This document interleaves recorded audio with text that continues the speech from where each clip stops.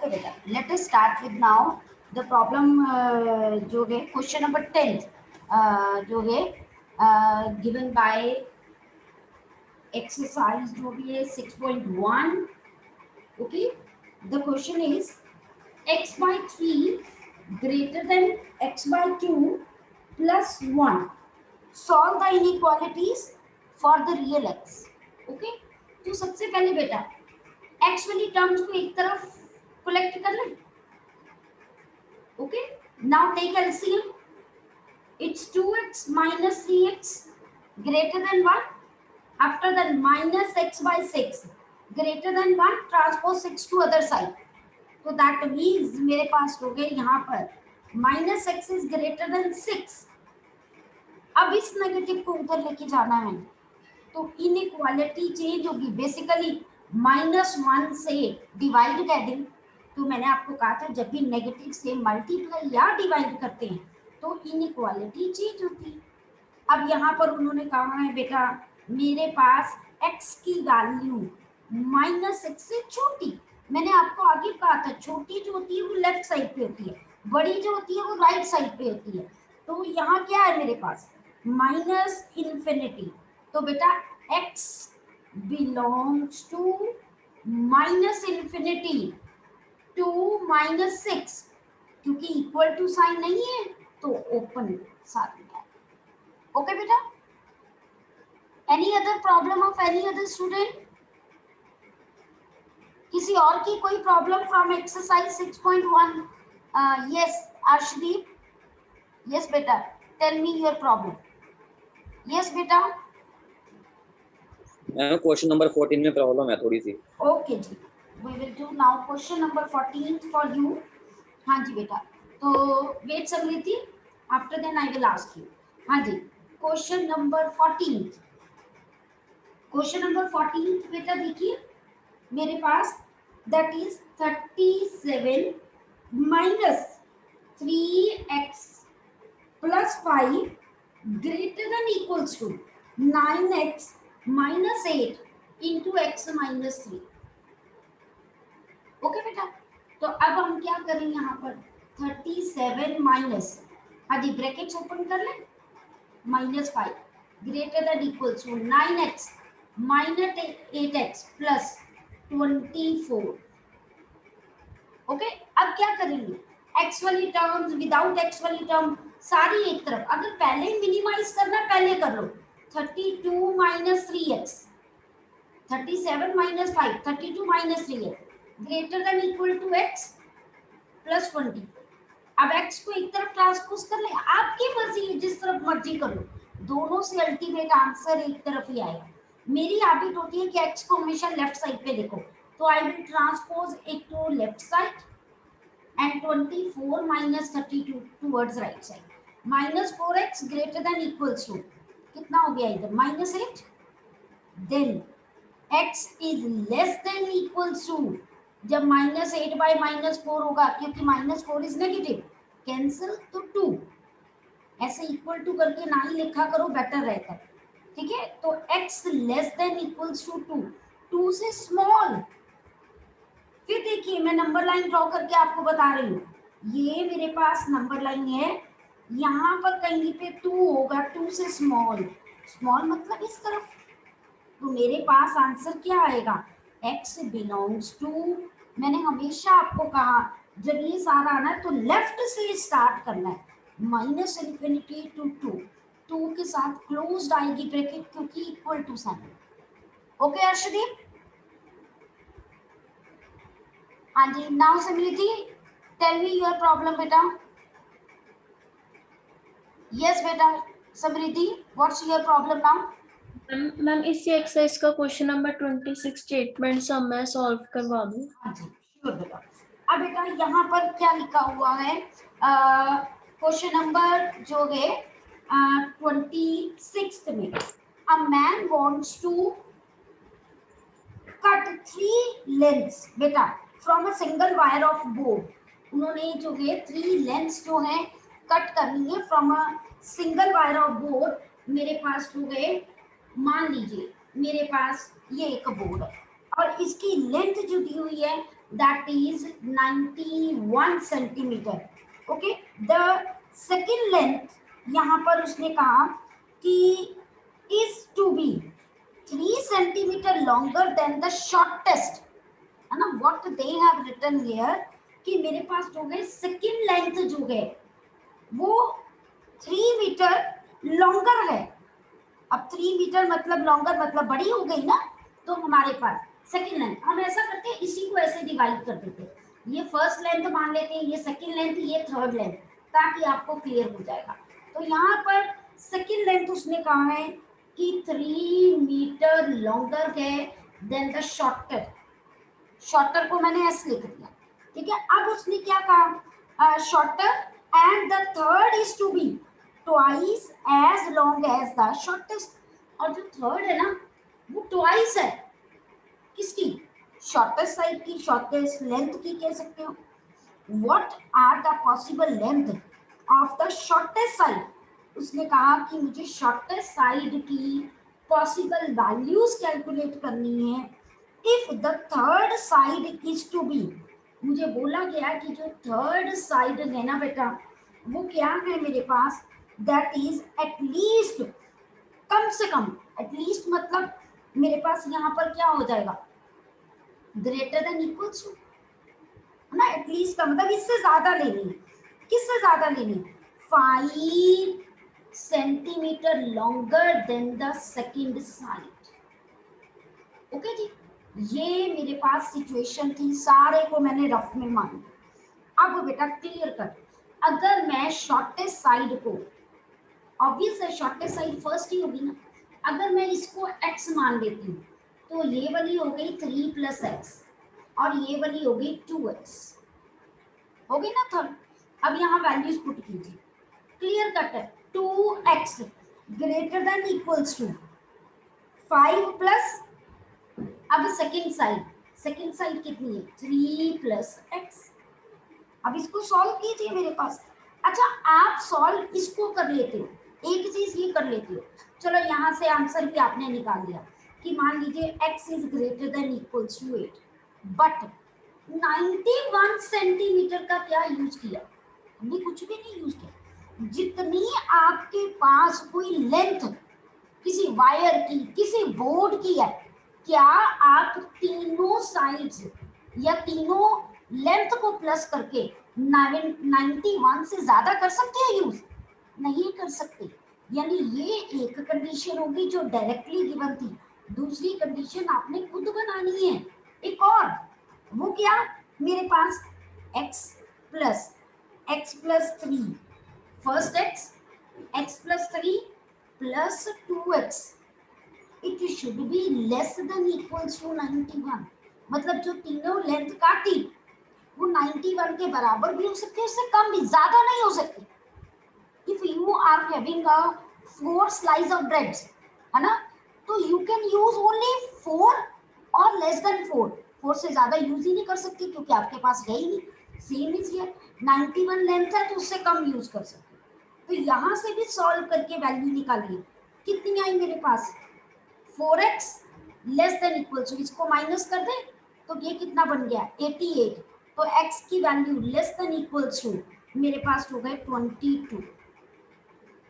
Okay, mark this equation 2. Okay बेटा, फिर calculations check कर लेना, कोई प्रॉब्लम ना हो, आपने प्रॉपर्ली करनी. फ्रॉम 1 and 2 मेरे पास, फ्रॉम 1 and 2 वो मेरे पास क्या कह रहा है, x की value greater than equals to 8 less than equals to 22. देखिए कह रहा है ना मेरे पास, तो दैट मीन्स मेरे पास यहाँ पर x बिलोंग्स टू, देखो 8 पे भी क्लोज्ड, 22 पे भी क्लोज्ड, क्योंकि x उसने ये तो नहीं कहा क्या लेंथ आपके पास जो है 9.1, 9.2, 9.3 कुछ भी हो सकती है. सो रियल नंबर्स हो गए तो हम इसीलिए इंटरवल्स में लिखेंगे. ओके जी, x + x कैसा है, हाँ जी, दिस वन इसमें बेटा, ये तीनों साइड्स का सम, 3 साइड्स काटे, पहली x थी, फिर 3 + x, मैंने x पहले लिख दिया और 2x the sum of the three sides या थ्री लेंथ हमने जो काटी है it should be less than equal to 91. Okay Samriddhi? Yes, ma'am. हाँ जी Kavya, now what's your problem बेटा? काव्या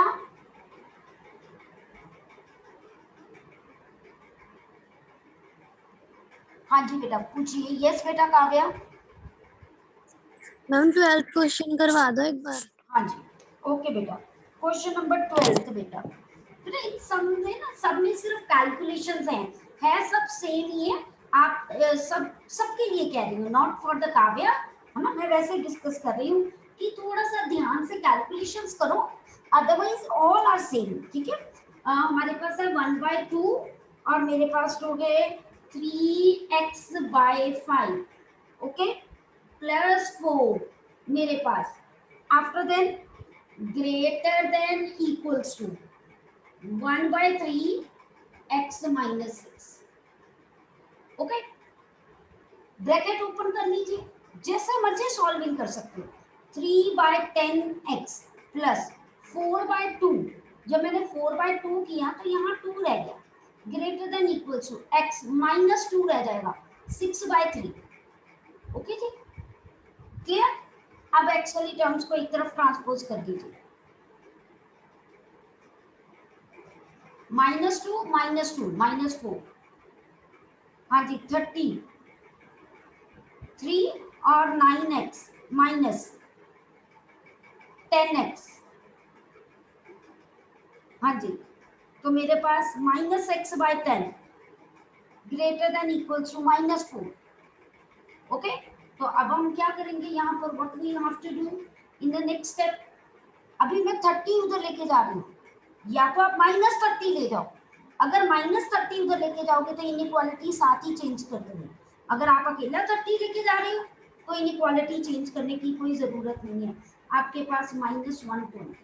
अब x is less than equal to 1, तो that means x belongs to -infinity to 120 close, क्योंकि इक्वल टू साइन. ओके जी ठीक है बेटा. Now any problem of any other student?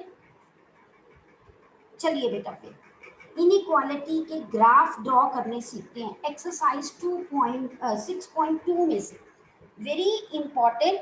मैंने आगे भी आपको कहा था +2 में या आगे आप हायर क्लासेस में जाते हो, ऑपरेशनल रिसर्च में, सब में ये टॉपिक जो है यूज होगा. ओके तो दैट्स व्हाई अभी तक आपने 10th में बेटा क्या किया था, लीनियर इक्वेशन का ग्राफ स्टार्ट किया था, है ना. अब हम जो करेंगे ना इनइक्वालिटी का ग्राफ ड्रॉ करेंगे. तो उसके लिए कैसे करना है, स्टेप क्या है. फर्स्ट क्वेश्चन देखिए, x प्लस वाई जो है मेरे पास लेस देन 5 है.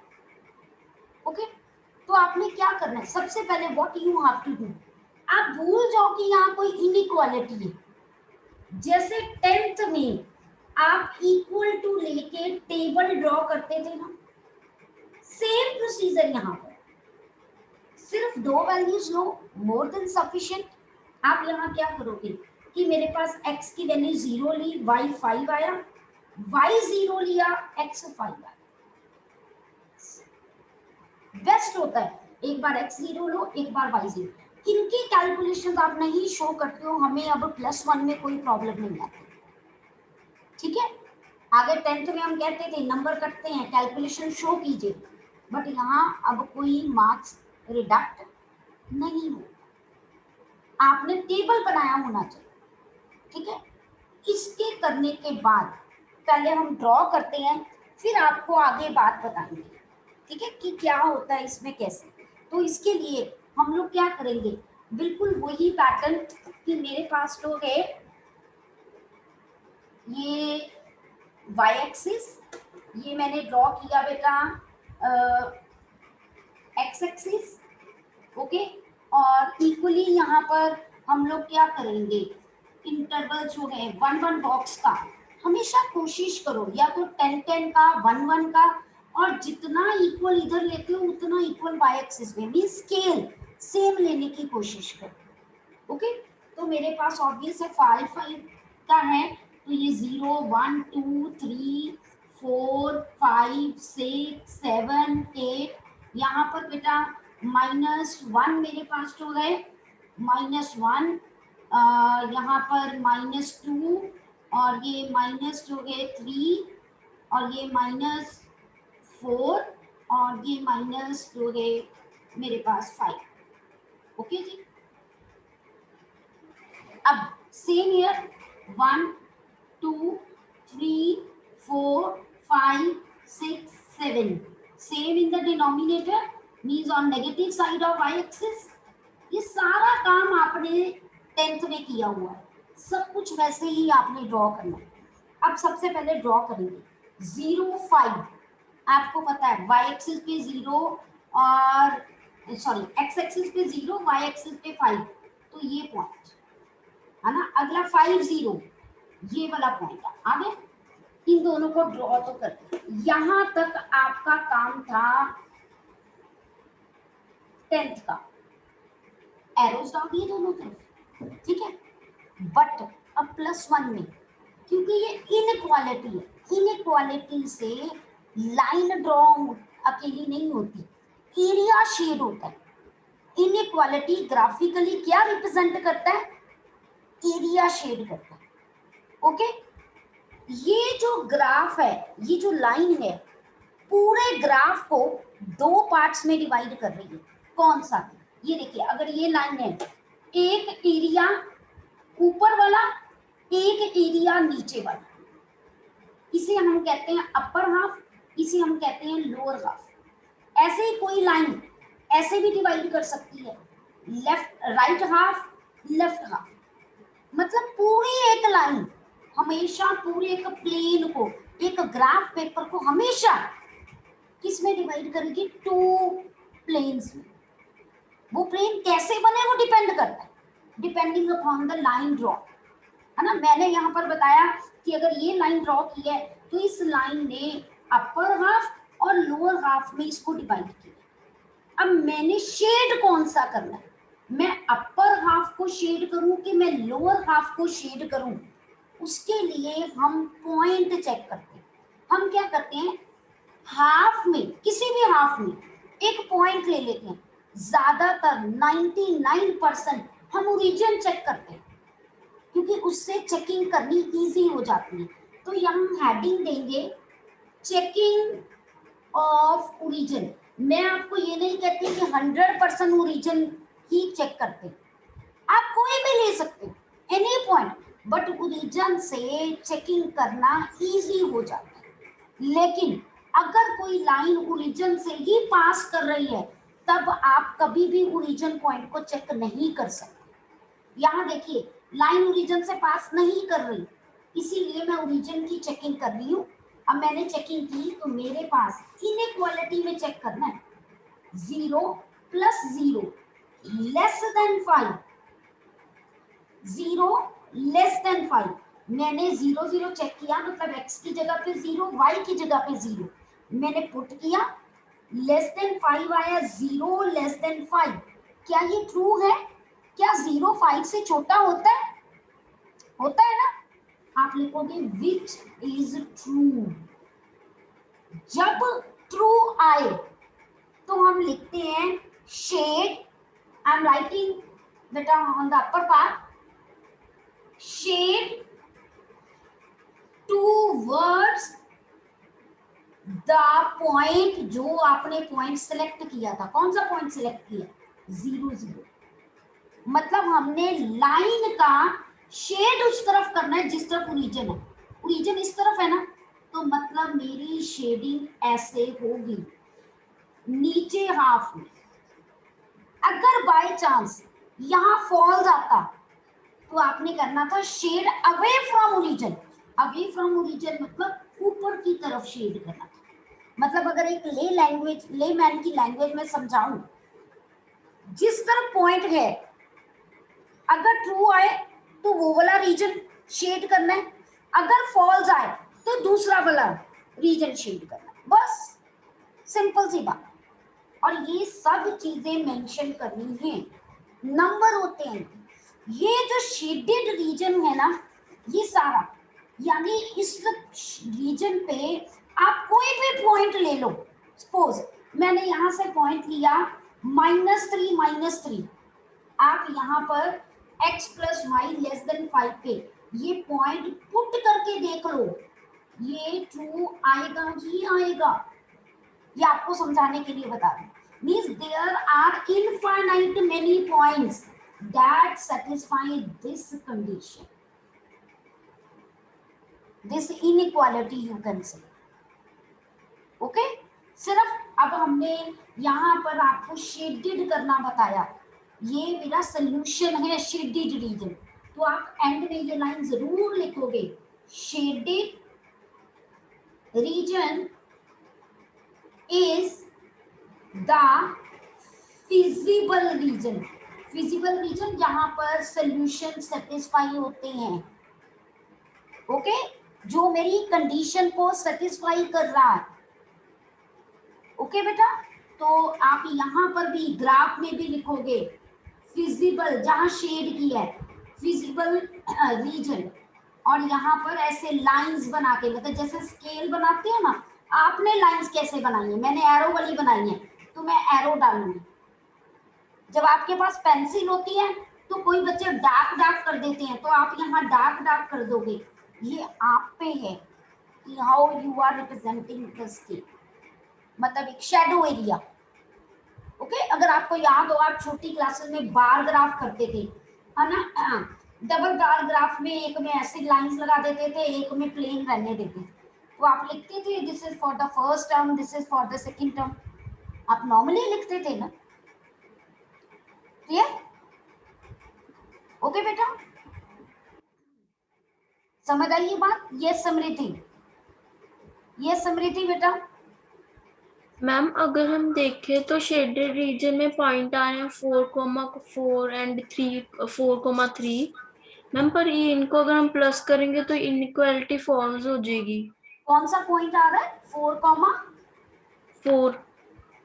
4,4 बेटा, 4,4 पॉइंट तो बेटा देखिए ये आ रहा है, ये शेडेड रीजन में कहाँ आ रहा है?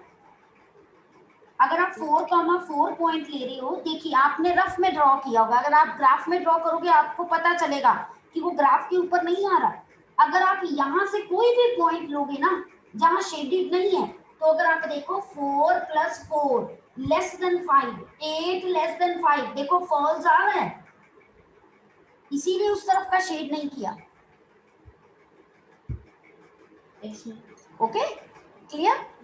अच्छा, एक और करते हैं, कोई बात नहीं, हम ज्यादा करेंगे तभी आपको, जैसे जैसे करते जाओगे आपको क्लैरिटी होती जाएगी। Okay, let us do one more question, क्योंकि ये आ गया तो समझो चैप्टर खत्म, सिर्फ आज वाला टॉपिक ही है, अगला वाला बिल्कुल सेम है, कोई नई चीज नहीं मैंने बतानी है आपको। Let us do question number 2। Okay, तो क्वेश्चन नंबर 2 मेरे पास है 2x + y > 6। सबसे पहला काम, ग्राफ ड्रॉ करें। एक्स वाई, एक्स 0 लिया मैंने, 2x + y = 6।